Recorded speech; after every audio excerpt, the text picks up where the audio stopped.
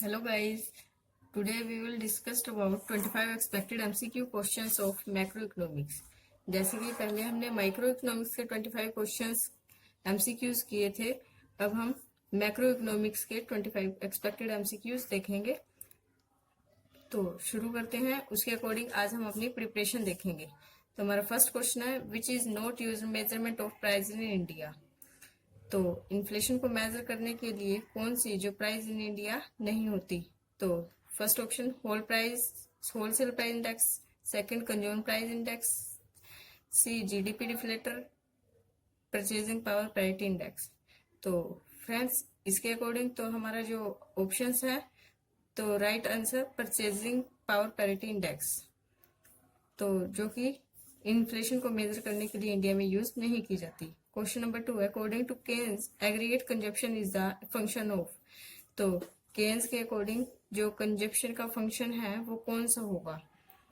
तो इसमें हम ऑप्शंस देखते हैं। हमारा फर्स्ट ऑप्शन है previous disposable income, B future expected income, option C current disposable income, और option D all of the above.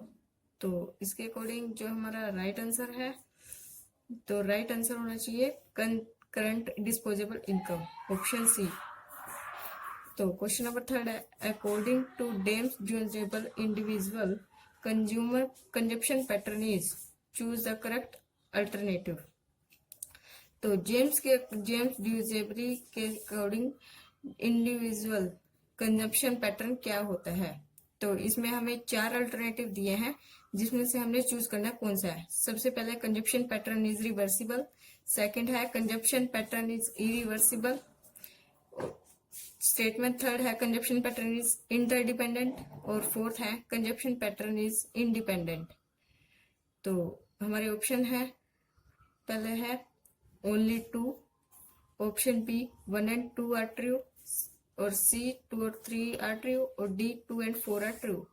तो हमारा जो सी ऑप्शन है is right answer, 2 and 3 are true. तो 2 and 3 हमारे सही है।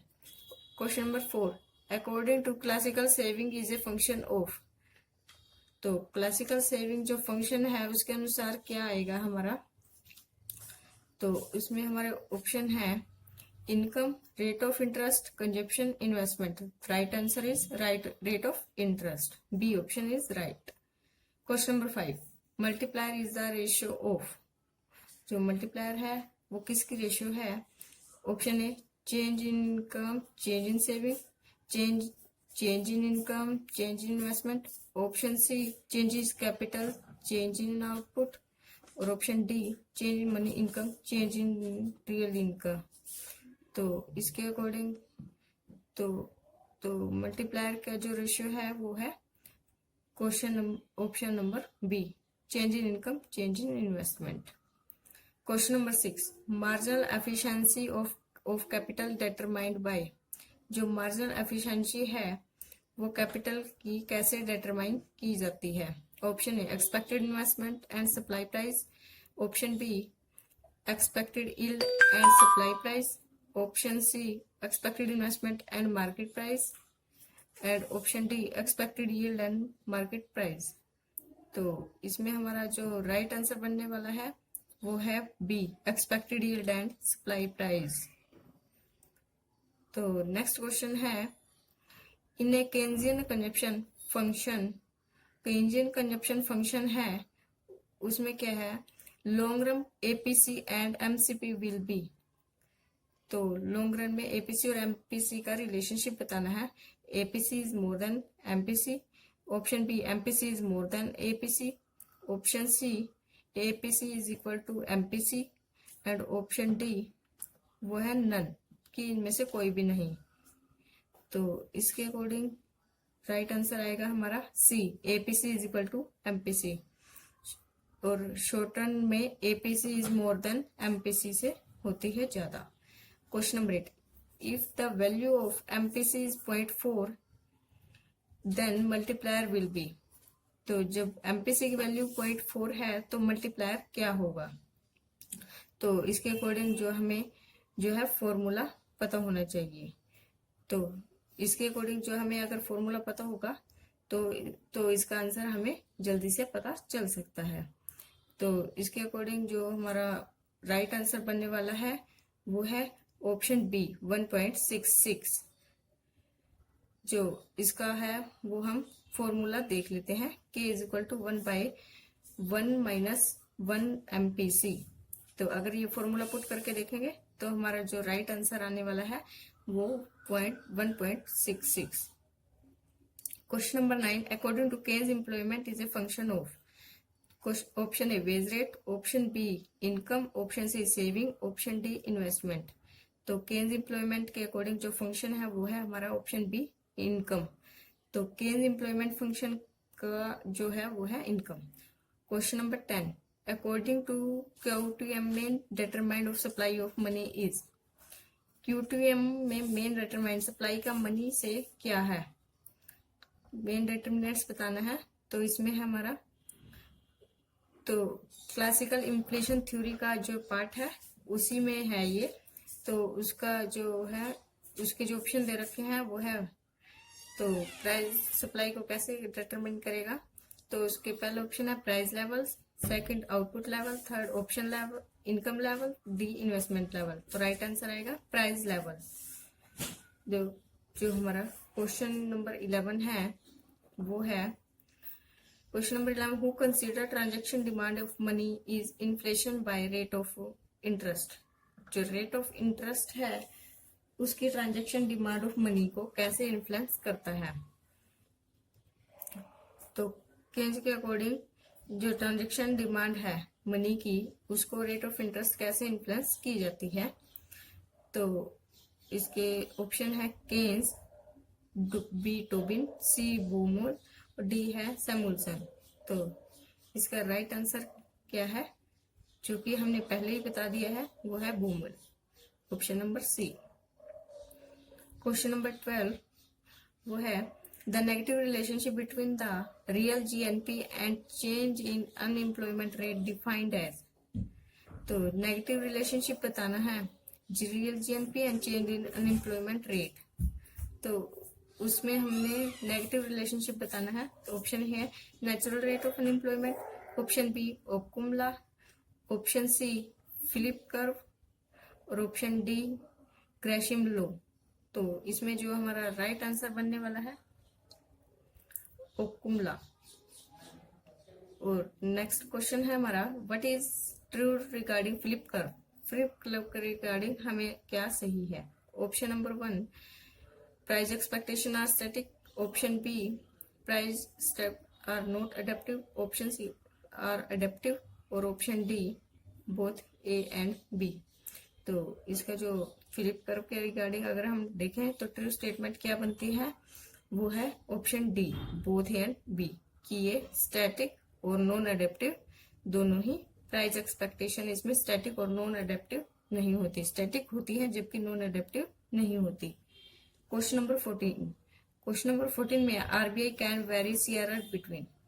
RBI में कैश रिजर्व रेशो को कैसे वेरी करता है, from 3% to 15%, option B 4 to 15%, 4 to 15% और ऑप्शन सी है 3 to 10%, ऑप्शन डी है हमारा 4 to 10%।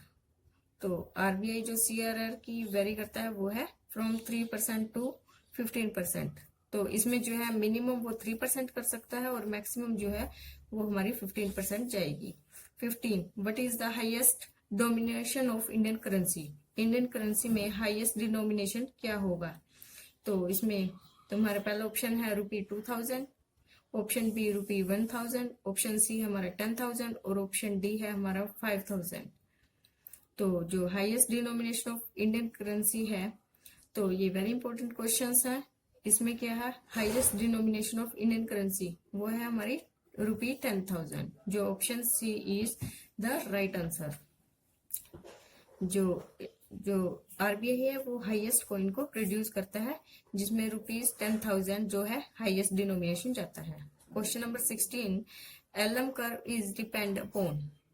जो LM कर्व है किसके ऊपर डिपेंड करता है, option A interest elasticity demand of investment, option B interest elasticity of demand for money, option C interest elasticity of income और option D interest elasticity of demand for saving.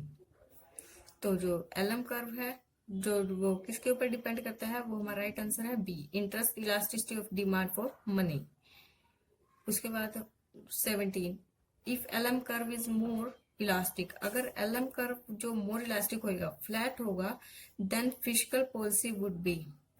तो fiscal policy उसके में कैसी होगी, तो तो तो इसके अकॉर्डिंग हम डायग्राम में अपलोड करके दिखाएंगे कि जो एलएम कर्व है वो इलास्टिसिटी में कैसे फिस्कल पॉलिसी क्या होगी उसकी। तो ऑप्शन है more effective, option B less effective, option C perfectly effective, option D perfectly ineffective. तो इसमें हम अब एलएम कर्व को शो करेंगे, तो कैलकुलेट करके इसको देखेंगे। अगर हम ग्राफ में इसको देखेंगे तो इसका ऑप्शन आएगा मोर इफेक्टिव, तो मोर इफेक्टिव होगी। तो जैसे कि अब हम ग्राफ में देखेंगे तो फिस्कल पॉलिसी इसमें शो कर रखा है effectiveness of fiscal policy LM curve. तो जो ये पोर्शन है फ्लैट पोर्शन दिखा रखा है, यही हमारा राइट आंसर आएगा, मोर इफेक्टिव। तो मोर इफेक्टिव फ्लैट, जब वहां पर एलएम कर्व फ्लैट होगा वहां पर फिस्कल पॉलिसी वो है मोर इफेक्टिव मानी जाती है। Question number 18, what are the component of MI money supply, M1 money supply के कंपोनेंट कौन से हैं? Option A C plus D D, option B C plus plus D D plus T D, option C plus D D plus O D, option D C plus D D plus O D plus T D. तो time deposit, T D मतलब time deposit, O D मतलब other deposits. तो इसका हमारा right answer आएगा C plus currency plus demand deposit plus other deposit, जो कि हमारी एमआई मनी में मनी सप्लाई में इंक्लूड होते हैं। Question number 19, money multiplier is the ratio between, जो मनी मल्टीप्लायर है उसकी रेशियो किसके बीच में होगी? Change in money supply, change in high power money, currency with public and total money supply, option C change in money supply and currency with public, और option D है हमारी none of the above, कि इनमें से हमारा कोई भी नहीं होगा। तो जो मनी मल्टीप्लायर है वो रेशियो किसके बीच में होगी? तो हमारा वो है right answer is a, change in money supply, change in high power money. Question number 20 जो है हमारा वो है speculation demand for money is a function of, जो स्पेकुलेशन डिमांड है वो मनी फंक्शन की, जो स्पेकुलेशन है वो केन्स के द्वारा दी हुई है। तो इसमें जो हमारे ऑप्शन है वो first A income, second rate of interest, third profit and D saving. तो speculation demand for money function वो है rate of interest is the right answer. Question number 21, under cash balance approach M is equal to K Y equation given by, तो ये equation किसके द्वारा की गई है? तो अप्रोच दी गई है, तो उसके M is equal to K Y equation है वो किसके द्वारा दी है? Option number 1 Fisher, option B Pigou, option C Marshall, option D Robertson. तो जो M is equal to K Y equation है वो जो दी गई है वो है ऑप्शन सी मार्शल, क्योंकि मार्शल ने जो बैलेंस अप्रोच है उसके according M is equal to K Y equation दी गई है, जो कि स्पेंड मनी। तो उसके अकॉर्डिंग हमारा नेक्स्ट क्वेश्चन है 22, if the economy is operating the potential GDP and increasing in supply lead to, तो क्या है? इकोनॉमी है, जो जीडीपी है वो हमारी पोटेंशियल के बराबर होगी, तो उसमें क्या है मनी सप्लाई कितनी बढ़ती है और कैसे लीड करती है? तो इसमें हमारे ऑप्शन है number A supply study side inflation, D demand side inflation, option C stagflation और ऑप्शन डी स्ट्रक्चरल इन्फ्लेशन। तो इसमें जो हमारा राइट आंसर बनने वाला है, तो इनकम बढ़ने से क्या होता है? डिमांड बढ़ती है, अगर हमारी डिमांड बढ़ती है तो हमारी इनकम भी बढ़ती है। तो इसका राइट आंसर है demand side inflation, demand side inflation. Option number question number 13, whole model of the following makers use the stock adjustment principle to explain business cycle. तो ये हमारा बिजनेस साइकिल का क्वेश्चन आ गया है। तो इसमें कि ये किसका मॉडल है? फर्स्ट ऑप्शन कैल्डर, बी हिस्क, सी सैमुअल्सन और डी है केन्ज। तो जो हमने अब बताना है तो इसका राइट आंसर आएगा वो है कैल्डर, कि ये मॉडल कैल्डर का था। Question number 24, which of the following model of business cycle generate concentrate cycle? कि कंसंट्रेट साइकिल है कि वो बिजनेस साइकिल का कि वो किसके द्वारा दिया गया है? तो सबसे पहला ऑप्शन है कार्डर, बी हिस्क, सी है सैमुअल्सन और ऑप्शन डी है वो है केंज। तो इसमें जो हमारा राइट आंसर बनने वाला है वो है हिक्स। जो हिक्स हैं उन्होंने ही बिजनेस साइकिल का कंस्ट्रेंट साइकिल दी है।